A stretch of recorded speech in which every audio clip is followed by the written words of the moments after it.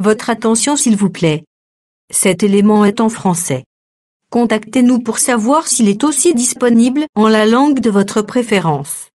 Veuillez aussi noter qu'il est en audio uniquement, dépourvu de ce fait d'image originaire. À présent, nous vous convions à suivre, depuis christequality.com et évangile-éternel.com, la rubrique Bible mot à mot, ou l'explication prophétique de toute la Bible, livre par livre, chapitre par chapitre, verset par verset, mot à mot. Elle est présentée aujourd'hui par le Dr Alain Zuzi Condé, ministre de l'Évangile éternel. Tous les enseignements du Dr Alain Zuzi Condé sont disponibles sur christequality.com/alaincondé.html.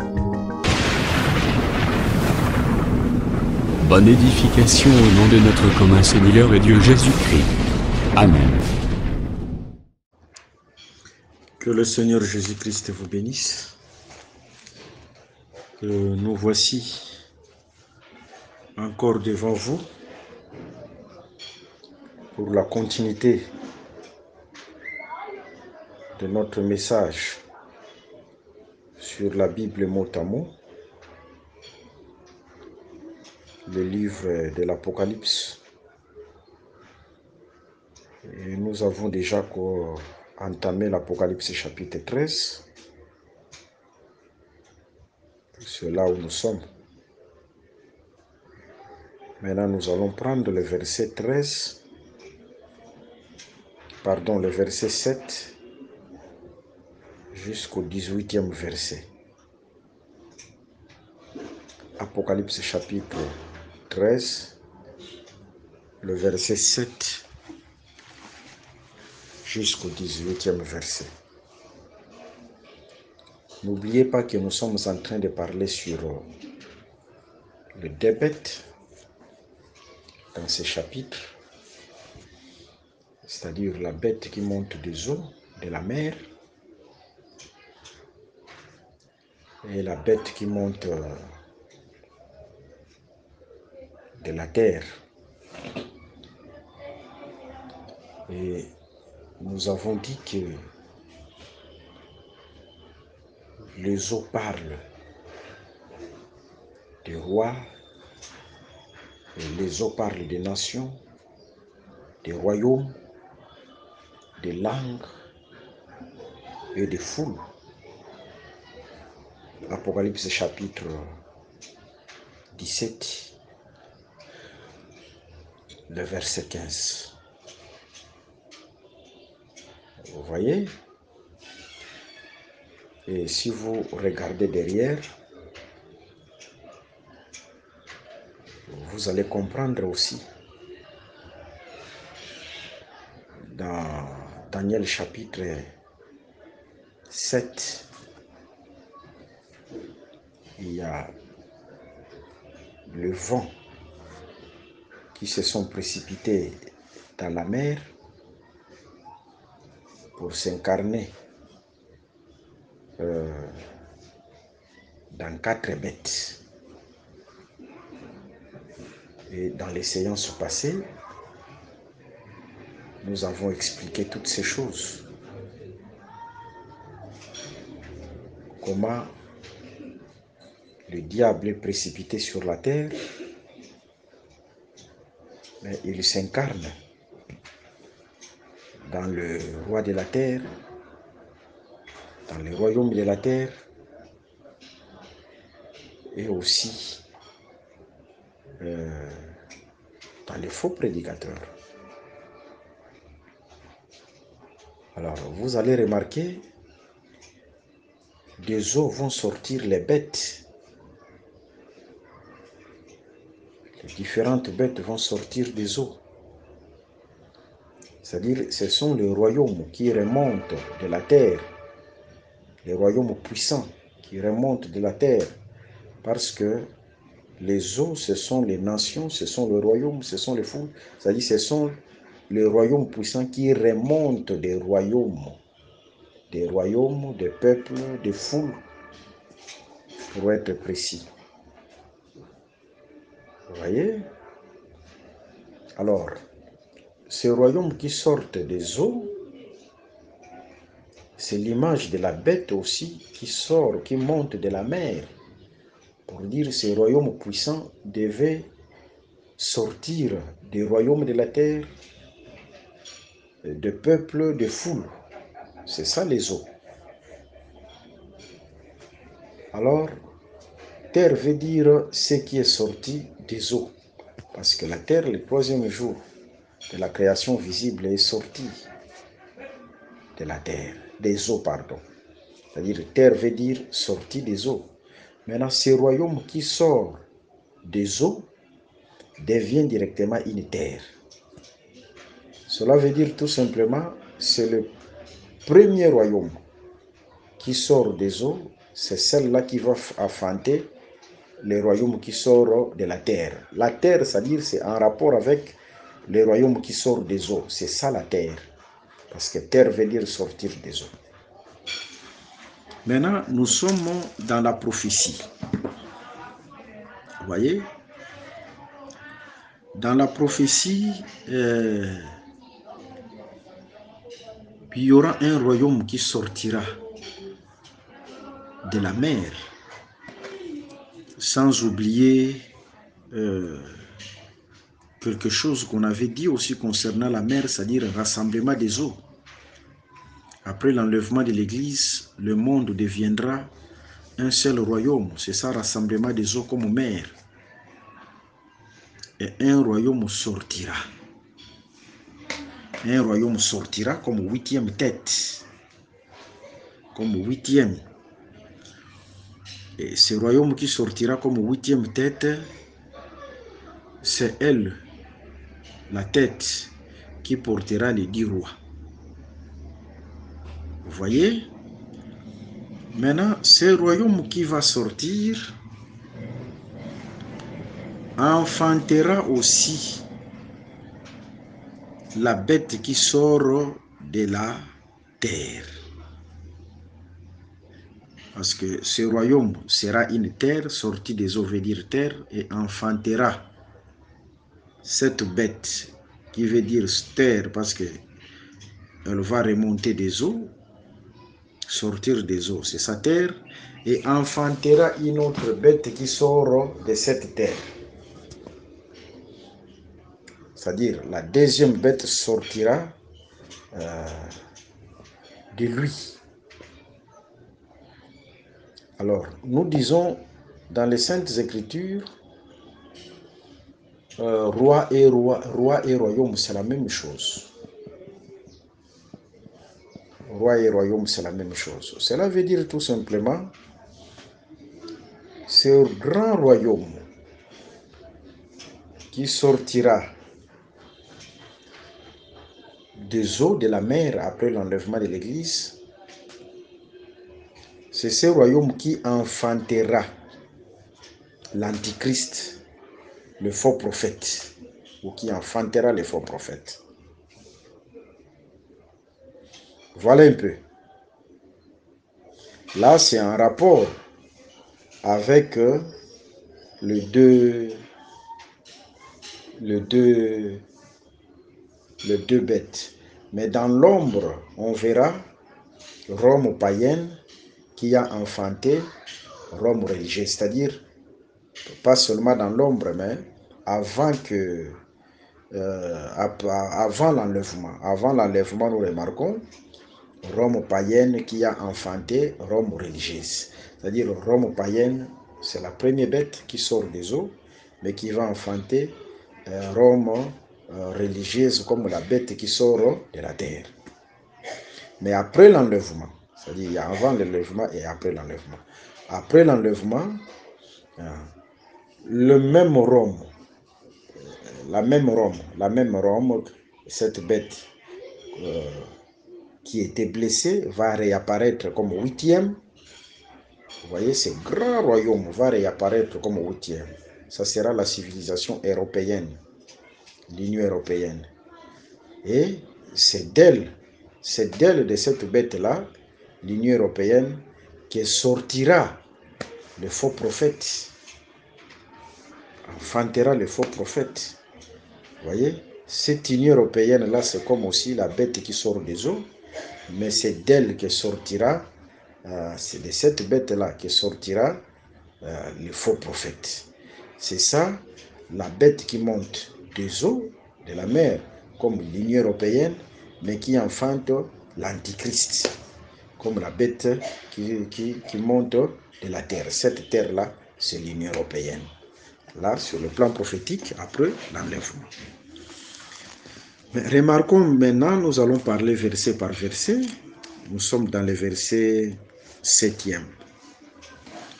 Dans le verset 7e, et il lui fit donner de faire la guerre aux saints, de le vaincre. Et il lui fit donner autorité sur toute tribu, tout peuple, toute langue et toute nation. Il faut d'abord qu'il fasse la guerre aux saints, et l'autorité sur toute tribu, tout peuple, toute langue, toute nation lui sera donnée. Ok, ici nous sommes après l'enlèvement, faire la guerre aux saints et les vaincre. C'est Apocalypse chapitre 11. Je prends Apocalypse chapitre 11. Les vaincre les saints, cela ne veut pas dire que les séduire. Apocalypse 11, le verset 7. Quand ils auront achevé leur témoignage, la bête qui monte de l'abîme leur fera la guerre, le vaincra et les tuera. Vous voyez, l'abîme ici, selon Jonas chapitre 2, le verset 6, ce sont les grandes eaux, c'est-à-dire monter de l'abîme. C'est la bête qui n'agit plus dans les mystères. Nous avons expliqué ça dans la 5e trompette. Elle n'agit plus dans les mystères. Ça sera après l'enlèvement. Ce grand royaume qui sortira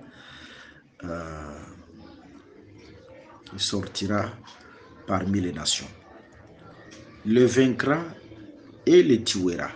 Vous voyez, ici, vaincre les saints veut dire les tuer. C'est ça le temps de la grande tribulation. C'est-à-dire, au temps de cette bête-là, au temps de l'Antichrist, il viendra avec la grande tribulation. Et cette grande tribulation, pour ceux qui ne vont pas se courber devant lui, vous voyez, la grande tribulation. Vaincre les saints, c'est grande tribulation. Et nous avons donné, dans les séances passées, nous sommes entrés dans le livre de Daniel, Daniel chapitre 3, la grande statue que Nabuchodonosor avait élevée. On avait parlé de ça. Daniel chapitre 6, un homme Darius qui s'est fait Dieu. Darius s'est fait Dieu à l'espace de 30 jours. Vous voyez, c'est ce qui se fera aussi dans la prophétie. Mais ceux qui ne vont pas se courber devant la statue ou devant les rois, ils seront jetés soit dans la fournaise, chauffés 7 fois, c'est la grande tribulation, ou jetés dans la fosse au lion, c'est aussi la grande tribulation. Ce qui va se faire, c'est-à-dire jeter dans la fournaise de feu ou dans la fosse au lion, c'est ça, vaincre les saints et les tuer, c'est la grande tribulation. Ok. Et après, il lui fit donner autorité sur toute tribu, tout peuple, toute langue et toute nation. Ça, c'est à la deuxième moitié, dominer sur toute tribu, c'est-à-dire toutes les nations, toutes les tribus, le monde entier adorera l'Antichrist à la deuxième moitié. Il sera objet d'adoration. Vous voyez, c'est le temps qu'on dit au serpent, je te donne la poussière pour nourriture, c'est-à-dire il domine sur la création. Mais en ces temps-là, les 2 juin, les 144 000, les vierges folles ont été tués par la grande tribulation. C'est ça, faire la guerre aux saints et les vaincre. Le verset 8 de Apocalypse 13. Et tous les habitants de la terre l'adoreront, ceux dont le nom n'a pas été écrit dès la fondation du monde dans le livre des vies de l'agneau qui a été immolé. Ok. Ceux qui vont l'adorer, ceux dont le nom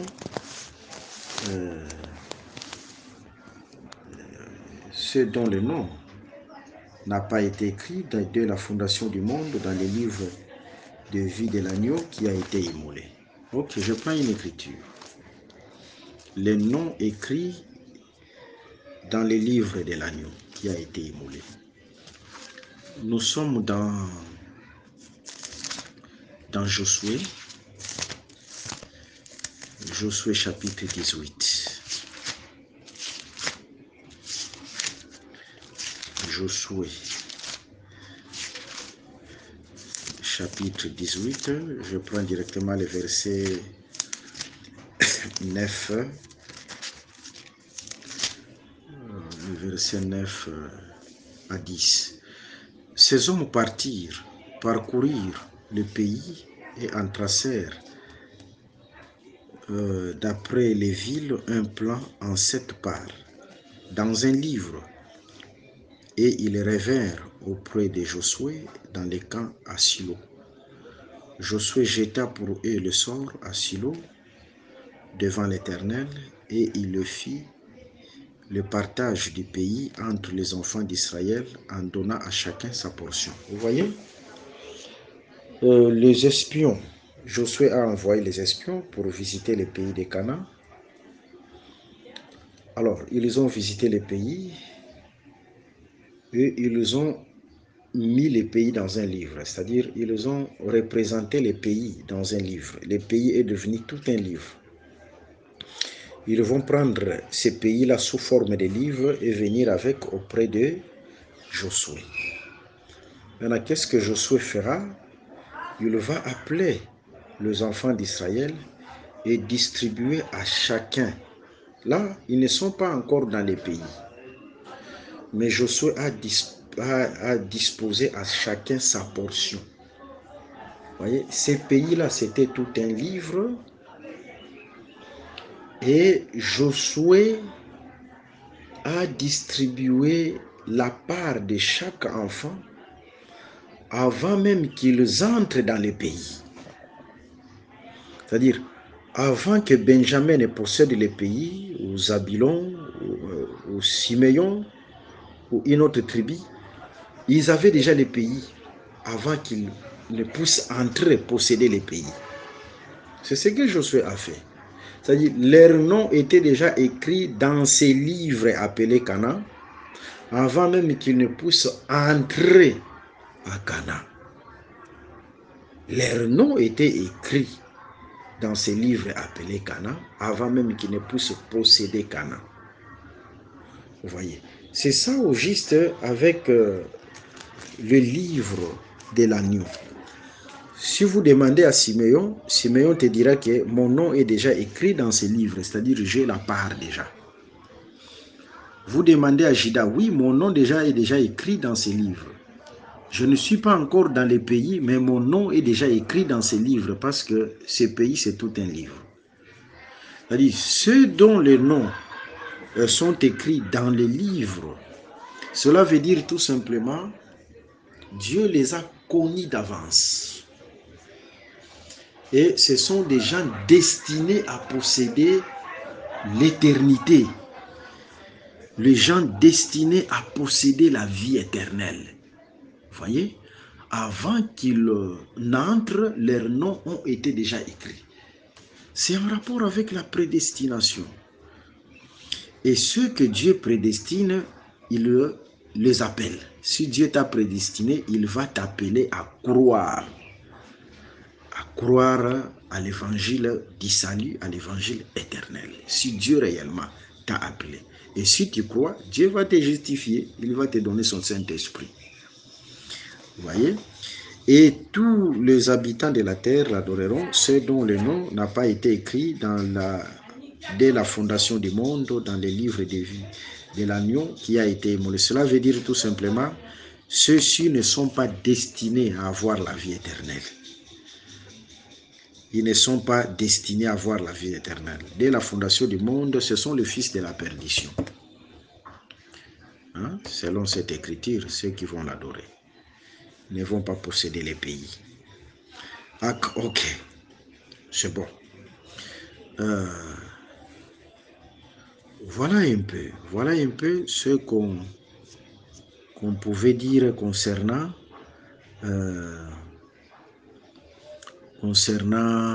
Apocalypse chapitre 13, le verset 8. Ok. Maintenant, il y a une différence. Il y a une différence entre Israël qui va dans la déportation. Si le Seigneur envoie Israël dans la déportation,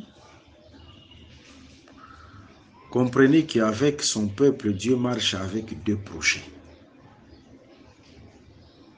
Il marche avec le projet de malheur et le projet de bonheur. Là, je suis dans Jérémie chapitre 18, le verset 11. Là, on nous parle du projet de malheur.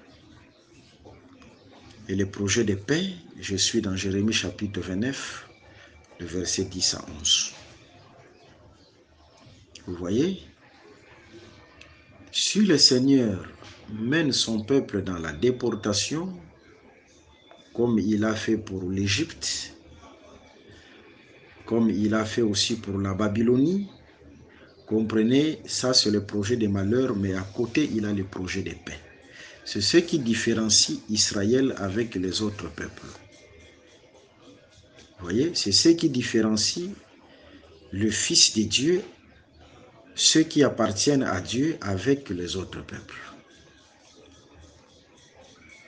Vous voyez, et Dieu n'abandonne pas ses fils, Dieu n'abandonne pas son peuple. Si son peuple va dans la déportation comme Israël, à côté, Dieu aussi a un projet de paix. C'est différent avec les nations, comme fils de la perdition, ceux qui sont fils de la perdition, quoi. Je parle des fils de la perdition. Là, en tout cas, Dieu ne les connaît pas dès la fondation du monde. Ça, c'est en rapport avec les fils de la perdition. Nous prenons Apocalypse chapitre 13, le verset 9 à 10. Si quelqu'un a des oreilles, qu'il entende. Si quelqu'un mène en captivité, il ira en captivité. Si quelqu'un tue par l'épée, il faut qu'il soit tué par l'épée. C'est ici la persévérance et la foi des saints. Si quelqu'un mène en captivité, il ira en captivité. Cette parole, ça concerne l'Antichrist. Oui, ça concerne l'Antichrist. Si quelqu'un mène en captivité, il ira en captivité. C'est comme le roi de la terre qui menait Israël en captivité. Et aussi, eux iront aussi en captivité. C'est ce qui s'est fait dans l'ombre. Nabuchodonosor a amené Israël en captivité. Lui aussi, Médo-Perse s'est élevé pour amener son peuple aussi en captivité. Médo-Perse s'est élevé pour amener aussi son peuple Babylone en captivité. Voilà. C'est-à-dire, la bête de l'Antichrist, il va amener aussi une portion de terre appelée les parvis extérieurs, ne les mesure pas. Il va amener cette portion de la terre en captivité. Et à la fin, Dieu aussi s'occupera de lui. Vous voyez? Parce que Apocalypse chapitre 11, le verset 1 à 4, le parvis extérieur ne le mesure pas. Parce qu'il sera foulé aux pieds par les nations. Et le parvis extérieur là sera mené en captivité Mais à la fin, le Seigneur s'occupera aussi de l'Antichrist et s'occupera des nations. À cause du parvis extérieur qu'ils ont mené en captivité. Tué par l'épée, il faut qu'il soit tué par l'épée. Tué par l'épée, c'est la grande tribulation. Vous voyez, la bête viendra avec la grande tribulation, avec l'épée. Le Seigneur aussi par l'Armageddon viendra avec l'épée, la grande tribulation pour s'occuper de la bête. Voilà un peu la pensée de cette écriture. Pour s'occuper de l'Antichrist, le Seigneur viendra aussi avec l'épée, c'est-à-dire la bataille. C'est ça la bataille d'Armageddon, pour s'occuper de l'Antichrist. Voilà. Prenons directement la bête qui monte de la terre. La bête qui monte de la terre, et prenons Apocalypse chapitre 13, le verset 11. Apocalypse 13, le verset 11. Puis je vis monter de la terre une autre bête qui avait 2 cornes semblables à celles d'un agneau et qui parlait comme un dragon. Nous disons ceci, la terre dont il est question ici, ce n'est pas Israël. L'Antichrist, le faux prophète, ne sortira pas d'Israël. Ne sortira pas d'Israël. L'esprit de la bête, si vous regardez bien les Écritures, prenez le livre de Daniel. Le livre de Daniel donne les détails sur l'esprit de la bête. Parce que l'esprit de la bête, c'est Daniel chapitre 3, Daniel chapitre 6 et plusieurs autres écritures, même Daniel chapitre 7. Lorsque Nabuchodonosor a élevé une statue sur l'esprit de la bête, ça sort toujours des nations. Lorsque Darius a voulu se faire objet d'adoration, c'est l'esprit de la bête. L'esprit de la bête, en réalité, c'est le diable qui est précipité sur la terre, il s'incarne dans un corps. Comme il s'est incarné dans les serpents. Et les Écritures nous apprennent, dans Daniel chapitre 7, que lorsque il a été précipité, le diable, c'est-à-dire le vent, il s'est incarné dans les lions, dans les léopards, dans l'ours, c'est-à-dire dans les royaumes de la terre et dans les rois de la terre. C'est ça l'esprit de la bête. Vous voyez? Et la bête qui monte de la terre, cette terre-là, c'est la première bête, parce que la première bête sort des eaux. Sortir des eaux, la première bête devient directement terre. C'est cette première bête qui devient terre qui enfante la seconde bête, ou la deuxième bête. Et avant l'enlèvement, nous remarquons Rome païenne qui a enfanté Rome religieuse. Vous voyez? C'est pourquoi, si vous regardez cette bête qui sort de la terre, là, avant l'enlèvement, nous disons le Rome païenne, Rome politique, qui a enfanté Rome religieuse. Mais après l'enlèvement, c'est ce royaume-là, la réapparition de Rome, c'est-à-dire l'Union européenne, qui sera la grande puissance, c'est de ces royaumes-là, l'Union européenne, qui sortira le faux prophète. C'est ça au juste. Et l'Écriture dit ceci, Apocalypse 13, le verset 11, « Puis j'ai vu monter de la terre une autre bête qui avait 2 cornes semblables à celles d'un agneau et qui parlait comme un dragon. » La corne, c'est la puissance, nous répétons ça. Exode chapitre 21, le verset 35, Daniel 8, le verset 4. C'est-à-dire, cette bête ici qui sort de la terre a 2 pouvoirs. On lui donne deux puissances. Les 2 cornes. Les 2 puissances là, c'est la puissance politique et la puissance religieuse. C'est pourquoi nous remarquons aussi la portion de l'agneau. Jésus-Christ est appelé les faux prophètes comme ceux qui se déguisent en agneau. Se déguisent en agneau, c'est-à-dire il prend aussi la portion de l'agneau. Mais quand vous écoutez la voix c'est la voix du dragon. Quand on parle du dragon, on voit directement le diable. Même s'il prend la forme de l'agneau, mais en réalité, la voix qui sort de lui, c'est le diable, c'est le dragon. Vous voyez, c'est-à-dire, il vient comme étant les faux prophètes. Il vient comme étant les faux prophètes. Il agit avec la puissance politique et la puissance religieuse. Avant l'enlèvement, c'est ce que nous voyons dans l'Église catholique romaine.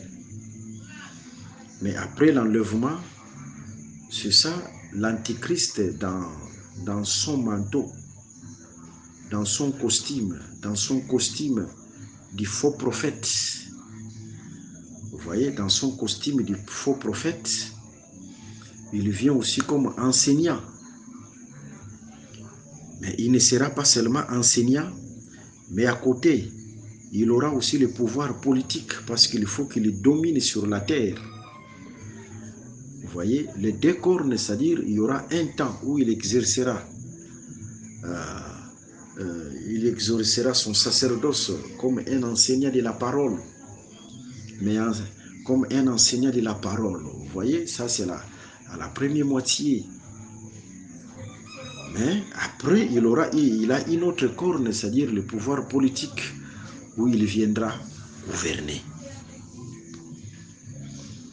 Voilà un peu. Apocalypse chapitre 13.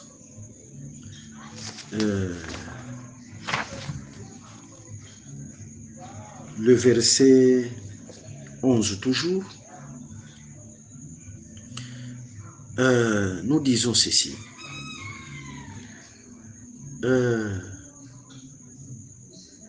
Nous voulons préciser quelque chose dans les livres de Jérémie. Dans les livres de Jérémie, chapitre 51, le verset 34. Dans les livres de Jérémie, 51, le verset 34.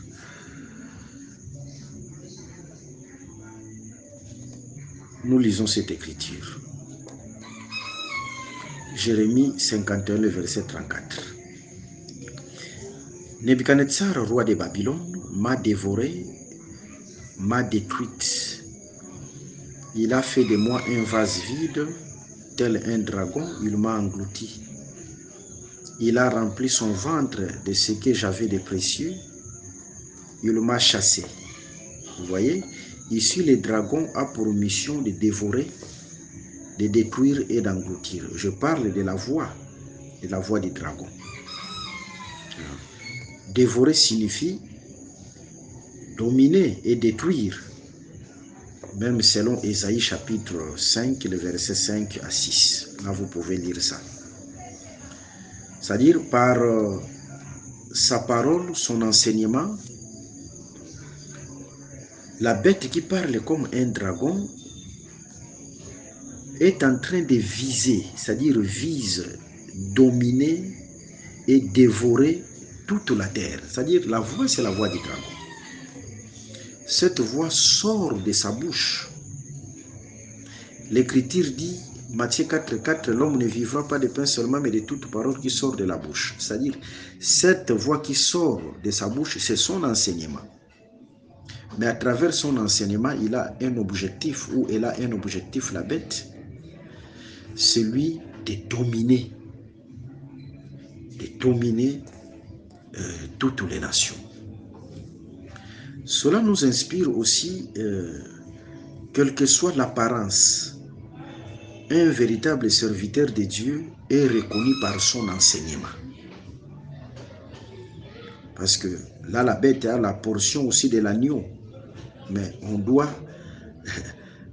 la reconnaître par l'enseignement sur un véritable de Dieu, et reconnu aussi par ce qu'il confesse. Parler aussi comme un dragon signifie que Satan est incarné dans cette bête. C'est ça aussi, parler comme un dragon. C'est-à-dire, derrière, dans cette bête-là, Satan s'incarne. C'est-à-dire, dans l'Antéchrist, Satan s'incarnera. Rappelons que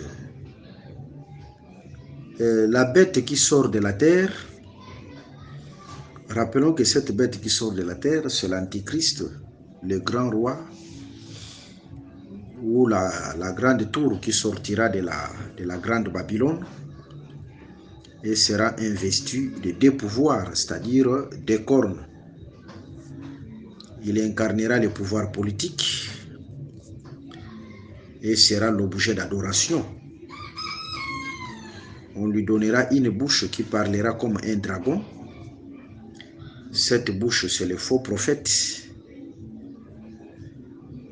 Et disons donc que l'Antichrist travaillera avec les faux prophètes. Par le faux prophète, la bête ou l'Antichrist dévorera ou dominera toutes choses. C'est-à-dire Jérémie 51, le verset 34. Voilà un peu la précision pour cette écriture. Cette bête qui sort de la terre là, c'est tout un royaume. Par rapport à la prophétie, ça sera après l'enlèvement. Ce royaume-là,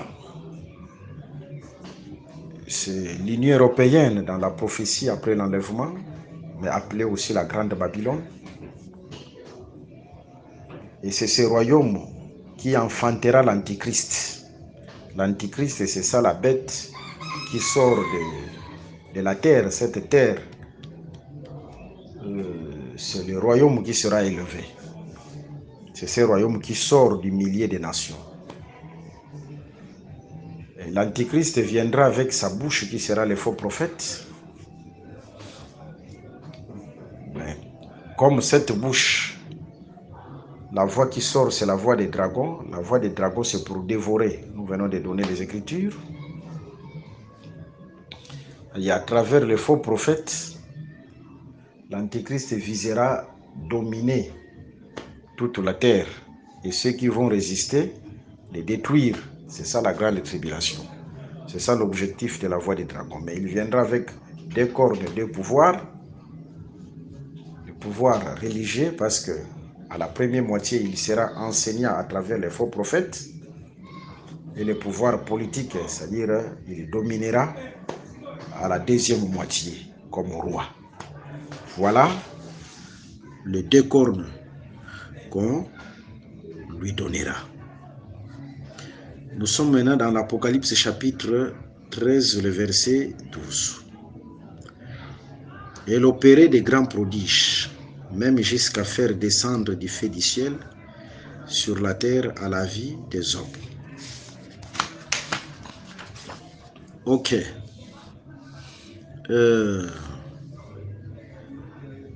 Elle opérait des prodiges. Ça, c'est la moindre des choses. Nous sommes dans les livres des Thessaloniciens. Dans les livres des Thessaloniciens, chapitre 2, c'est l'esprit de la séduction. C'est l'esprit de la séduction.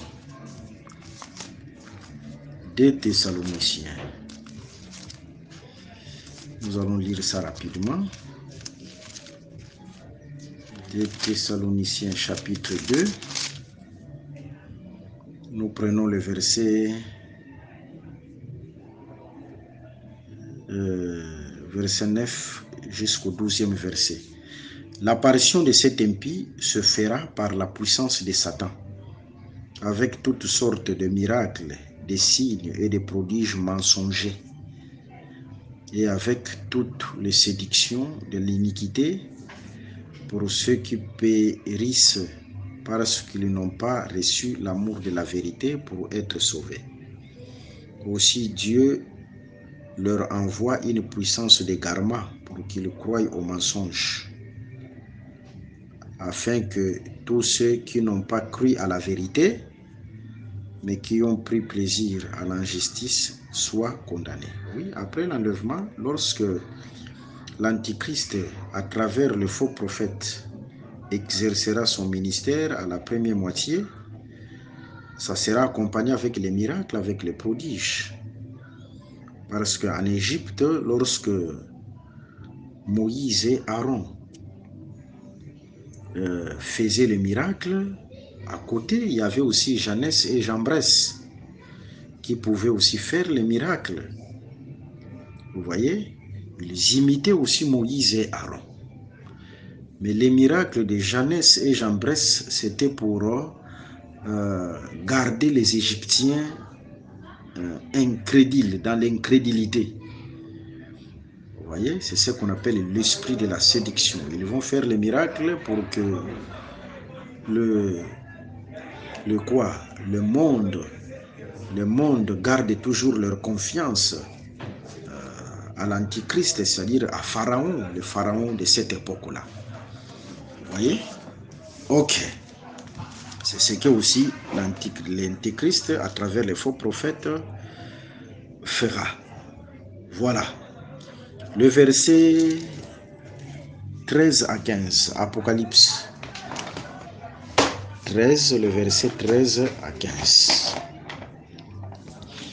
Elle opérait des grands prodiges, même jusqu'à faire descendre du feu du ciel sur la terre à la vie des hommes. Vous voyez? Et elle séduisait les habitants de la terre par le prodige qu'il lui était donné d'opérer en présence de la bête, disant aux habitants de la terre de faire une image à la bête qui avait la blessure de l'épée et qui vivait. Et il lui fit donner d'animer l'image de la bête, afin que l'image de la bête parlât, et qu'elle fit que tous ceux qui n'adoreraient pas l'image de la bête fissent tuer. Ah, là, c'est merveilleux. Vous voyez, il y a quelque chose qui m'a intéressé là.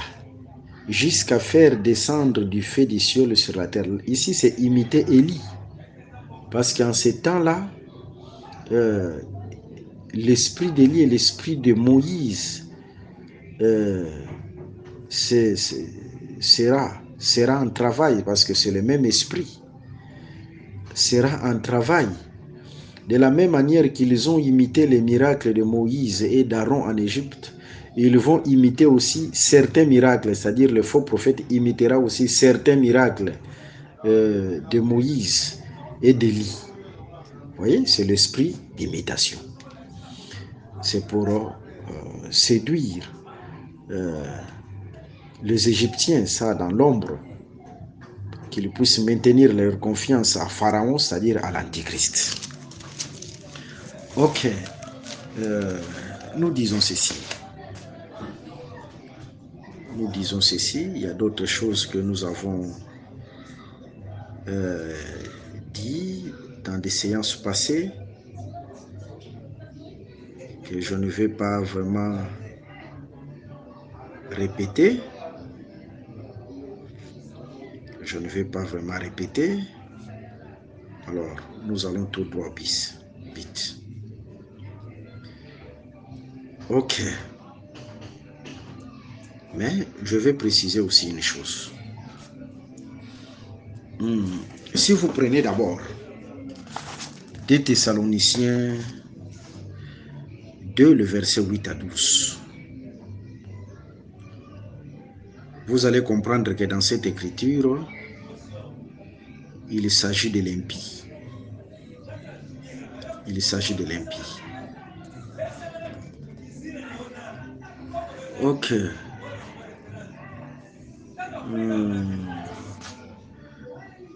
L'Écriture prévoit quelque chose. L'Écriture prévoit, je prends 2 Thessaloniciens chapitre 2, le verset 7 à 8. Car le mystère de l'iniquité agit déjà, il faut seulement que celui qui les retient encore ait disparu, et alors paraîtra l'impie que le Seigneur Jésus détruira par le souffle de sa bouche et qu'il anéantira par l'éclat de son avènement.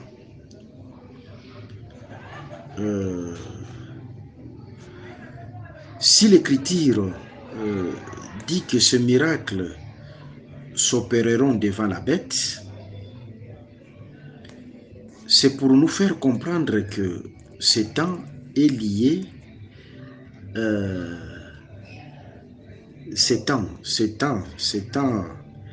est lié à la guérison de la blessure ou la restauration ou la réapparition de la bête qui était blessée. Parce qu'ici, c'est bien précisé que les miracles vont se passer, vont se dérouler devant la bête. Elle opérait des grands prodiges, même jusqu'à faire descendre du feu du ciel sur la terre à la vie des hommes. Et elle séduisit les habitants de la terre par le prodige qu'il était donné d'opérer en présence de la bête. C'est-à-dire en présence de la bête. Ces miracles se font en présence de la bête. Pour dire ce temps sera après l'enlèvement de l'Église. Parce que là, on voit déjà la présence de la bête, de l'Antichrist. Précisons tout de même que tous ces miracles se font devant la bête qui monte des eaux. C'est-à-dire la bête là, devant la bête là dont il est question là, c'est la bête qui monte des eaux. C'est-à-dire ce miracle va se faire devant cette bête qui monte des eaux. C'est-à-dire cette bête qui a été blessée et qui réapparaîtra. C'est après l'enlèvement de l'Église. Ici, c'est-à-dire, c'est la restauration de Rome païenne. C'est le temps de la grande Babylone. Ok, tout ce que fera l'impie, l'Antichrist, se fera en l'honneur de la grande Babylone. C'est-à-dire, tout ce que l'Antichrist fera, c'est-à-dire, c'est en l'honneur de la grande Babylone. Rappelons aussi que Pharaon était l'image de la bête. Et ces magiciens, comme sa bouche, ont fait des miracles en sa présence pour maintenir son pouvoir et son autorité. Pharaon était l'image de la bête, parce que quand on parle de la bête, on voit aussi les royaumes. Et les rois représentent les royaumes. C'est-à-dire, il y a la bête qui est le royaume, il y a l'image de la bête qui est le roi, parce que si vous voyez directement les rois, vous voyez directement les royaumes. Mais à côté, il y a les magiciens qui font les miracles. Là, je suis dans Exode chapitre 8, le verset 3. Vous voyez? Mais les magiciens qui font le miracle en présence du roi, c'était toujours pour maintenir son autorité et son pouvoir. S'agissant de cette pensée, le roi impie qui sera élevé comme Pharaon travaillera avec le faux prophète qui fera devant lui des signes, des miracles mensongers en sa faveur pour maintenir son pouvoir. En réalité, l'image de la bête, quand on parle de l'image de la bête, c'est les rois. C'est les rois. C'est comme dans l'ombre Pharaon, il était l'image de l'Égypte. Qui encore, Nabuchodonosor a représenté Babylone. Babylone, c'est la bête. Mais Nabuchodonosor, c'est l'image de la bête. Mais à côté, Nabuchodonosor avait les magiciens, les astrologues, les sages de la Babylonie. À côté, Pharaon avait Janès et Jambres, les magiciens qui faisaient les miracles. C'est l'esprit du faux prophète. Je pense que c'est clair. Du côté d'Israël, il y eut la présence de Moïse et Aaron comme les deux ailes du soleil ou les deux ailes d'aigle avec les miracles, prodiges pour faire sortir les peuples de l'Égypte. Là, nous sommes dans Exode chapitre 5, le verset 1er. Ils sont l'image des deux oins qui viendront aussi avec des miracles et des prodiges pour sortir les peuples de l'esclavagisme, selon Apocalypse chapitre 11, le verset 5 à 6. Du côté de l'Égypte, on voit les magiciens, image du faux prophète, avec des miracles mensongers pour endurcir le cœur des Égyptiens et maintenir le pouvoir de Pharaon ou de l'Antichrist. C'est ce qui se fera dans la prophétie. Selon les Saintes Écritures, l'image veut dire les reflets. L'image, c'est les reflets. Dans Hébreux chapitre 1, le verset 13. Hébreux chapitre 1, le verset 13. L'image, c'est les reflets. L'image de la bête veut dire tout simplement les reflets de la bête. C'est comme la Rome religieuse. L'Église catholique romaine est les reflets de la Rome politique. Mais signalons par ailleurs que le roi est aussi l'image du royaume.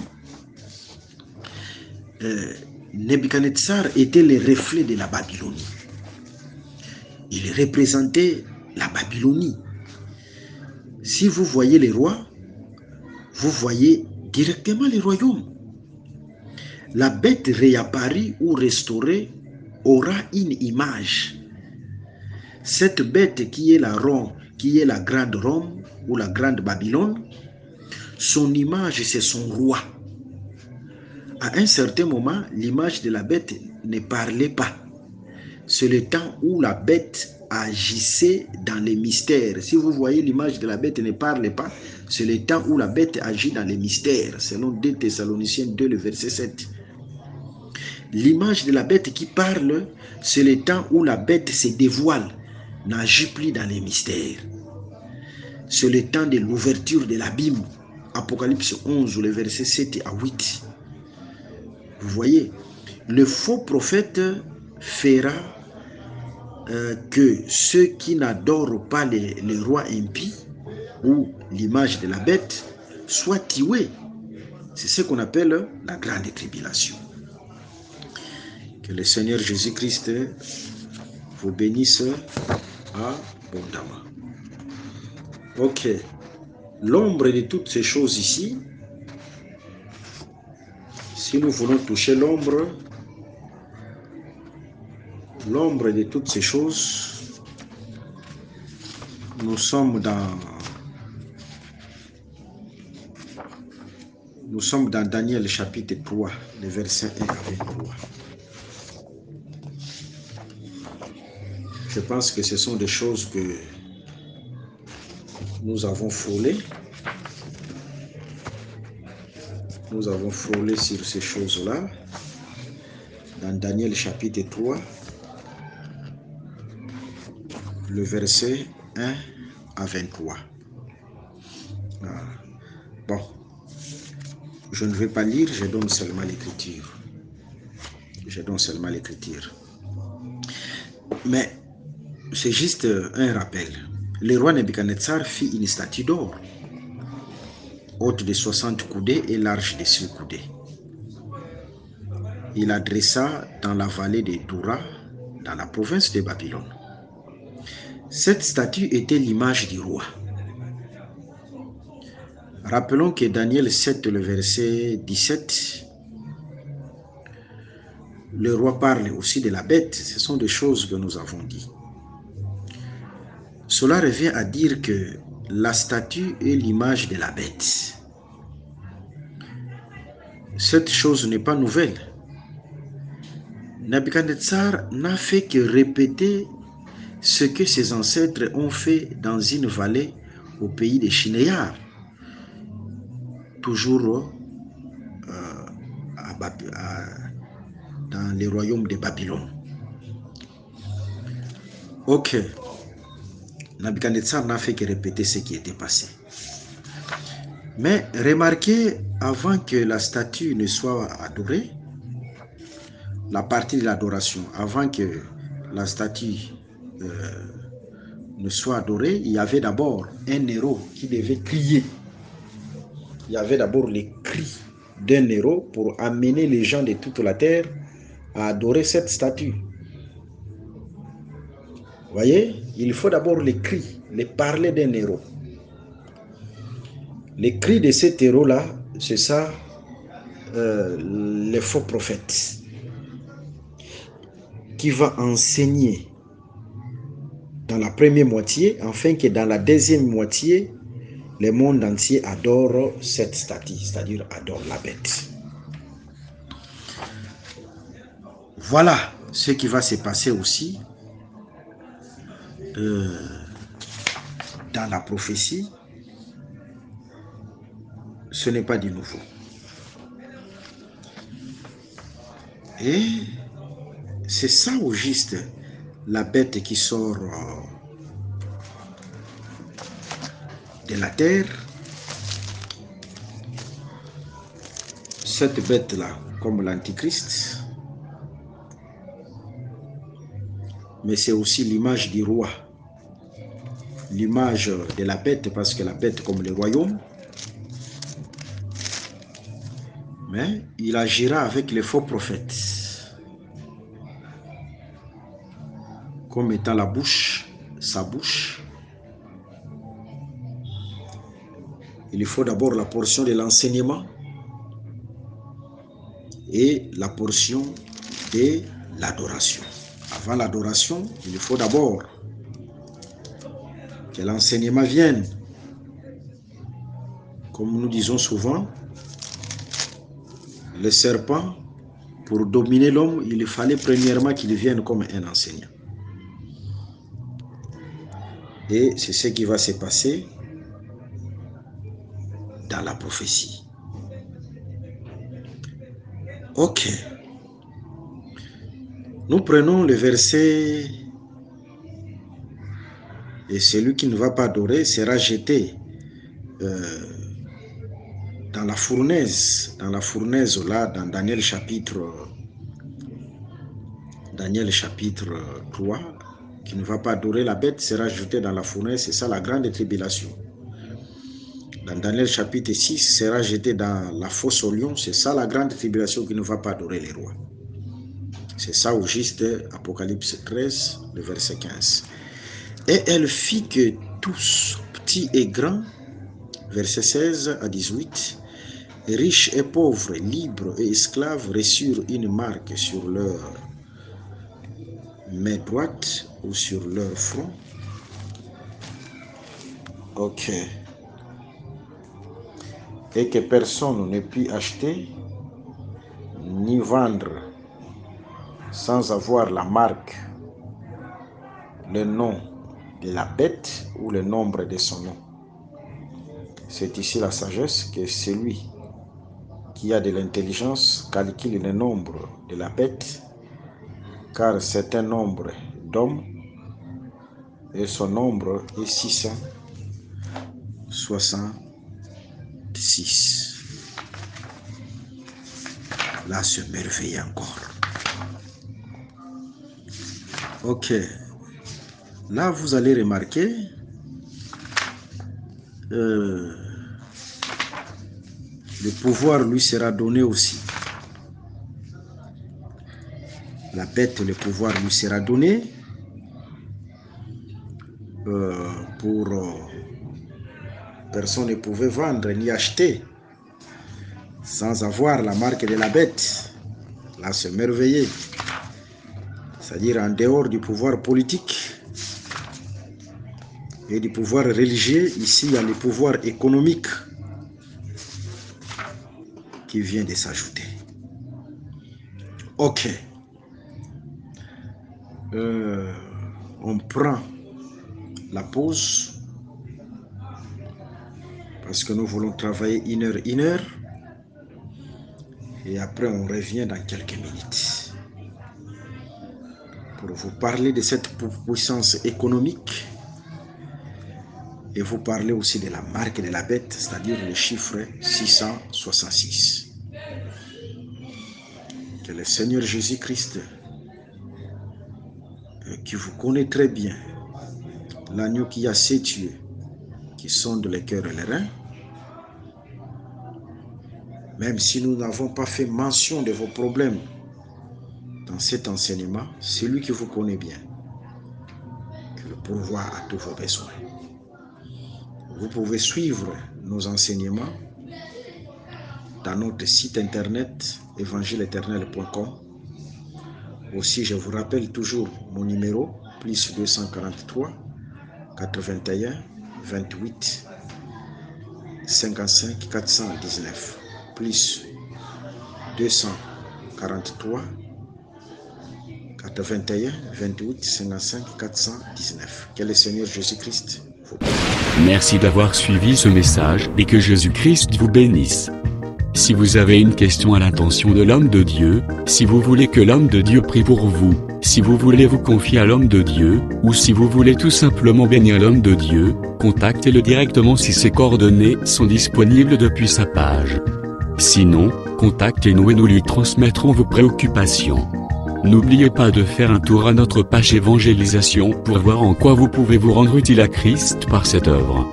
Que Dieu vous bénisse tous. Amen. ChristQuality.com. Les cieux en un clic de la souris. Évangile-éternel.com, le site de l'Évangile éternel.